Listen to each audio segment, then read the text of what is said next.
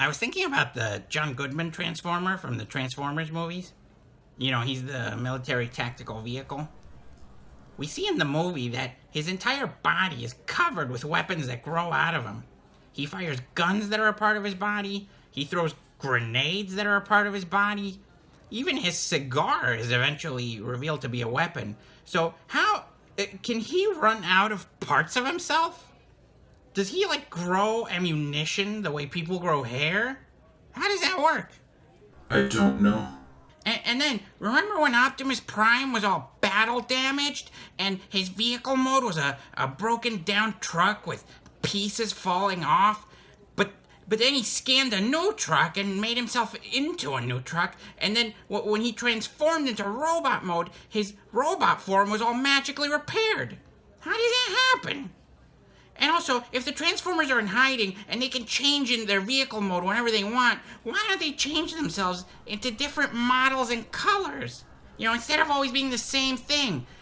Bumblebee is a yellow Camaro with some black, and when he's in hiding, he turns into a black Camaro with some yellow. That's not a good disguise. I don't think I can answer your questions. I don't like the Transformers franchise. You don't? Robots should be robots. I don't like when robots turn into cars. But the robot turning into a car makes it more exciting because then they can have a cool car chase. I can see car chases in hundreds of thousands of other movies. If I see a robot movie, I want to see robots. So if you made the Bumblebee movie, he would stay a robot the whole time and never turn into a car? No, I wouldn't make a Bumblebee movie. I would take the money and make an original robot movie. Bumblebee can't even talk. Well, can you give me an example of some good movie robots? Johnny Five from the Short Circuit films. That's a real robot. That's how a robot really acts. Also, Wall-E, the Iron Giant, Jinx from Space Camp, Polly's robot from Rocky IV, Amy from Red Planet, K2SO from Rogue One, Tars from Interstellar. What about Randy Quaid from The Adventures of Pluto Nash? No. What about Bicentennial Man? Of course, Bicentennial Man is one of the best movie robots of all time. What's the worst movie robot of all time? The lady from Superman 3 who gets sucked into a computer and turned into a robot. That's not a real robot. That's not how it works. I heard the original draft of Superman 3 had Brainiac, but they cut the budget or something, so instead of Brainiac, a lady got sucked into a computer. Do you think they'll do that for the next Superman picture? I don't know. Let's talk about all the upcoming superhero pictures. Let's not and say we did. Why would we say we did? You're right. Let's not and then say we didn't. Why do you want to tell people you didn't discuss something? Then let's not and say nothing. Why do you need to declare that nothing is being said?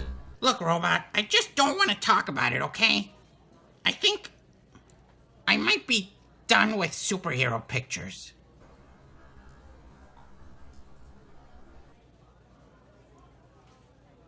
Forever.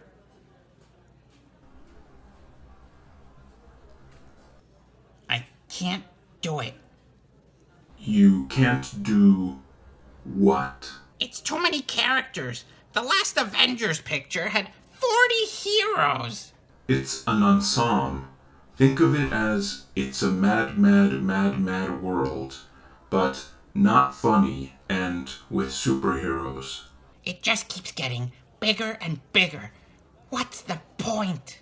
Well, there's 6 Infinity Stones. First there was the Tesseract, which was also called the Cube, but which was actually the Space Stone. No. I'm sorry, I cannot. I'm done with superheroes. It's time for something else to take over. Like what? Just the next movie trend. Ultra low budget indie, small mafia thriller, financial comedy, children's drama, horror biopic, courtroom romance, ragtime battle dance. Sorry, I am still thinking about children's drama. I shan't be seeing another superhero picture again. Is there any popular franchise you are excited for?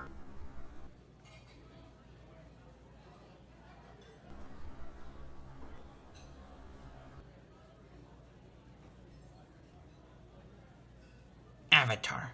I said popular franchise. Avatar is popular.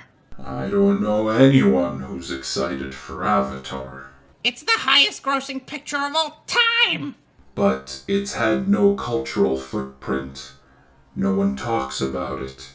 There's no cartoons, no books, no games, no microwave pizza with the evil general on the box, no fashion apparel. There's a whole Avatar land at Animal Kingdom and Disney World. They have fashion apparel there.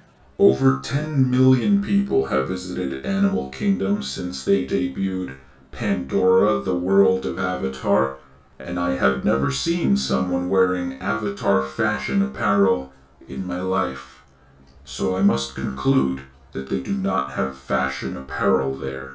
They do too have fashion apparel, and they have pins and plush toys and beverages and rides and floating mountains and everything. The only catch is you have to go to Orlando. Oh, And James Cameron promised he would make 4 sequels. I don't believe him. He promised the sequels a long time ago, and every year he delays them. But you know they're coming eventually because of the Animal Kingdom area. He's pot committed. I will bet you 1 Bitcoin he never releases those 4 sequels. Okay, but a real Bitcoin, not a digital one. Yes, 1 real Bitcoin. After the first Avatar came out, I suffered from PADS, or post-Avatar depression syndrome. This was a real condition that affected a lot of people after they saw Avatar and realized the intangibility of the dream of Pandora. Because James Cameron created such an immersive experience, it felt like we were really seeing a real place where there was beautiful bioluminescent landscapes and amazing fantastical creatures and indigenous peoples who were peace-loving and majestic. And then the movie would end and we would have to go to our dirty planet filled with stinky and we just wanted to go back to the fantasy utopia of Pandora and live like the Na'vi. We never wanted the movie to end. You could even die from post-Avatar depression syndrome because you commit suicide, and then when you pass through to the next world, it might be more like Pandora. That wasn't post-Avatar depression syndrome. Then what was it? There is no word for it in the English language, but in German it's called Weltschmerz.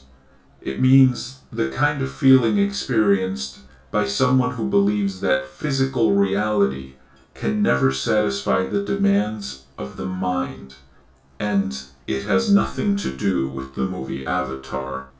You're unsatisfied with life itself, and nothing could ever change that. Not true. One thing could change it, and that's for Avatar to be real and for me to live on Pandora. That would not satisfy you. Yes, it would. Yes, it would. I want a Na'vi body and glowing plants and a ponytail that I can jack into stuff to help me achieve pleasure and understanding and true peace.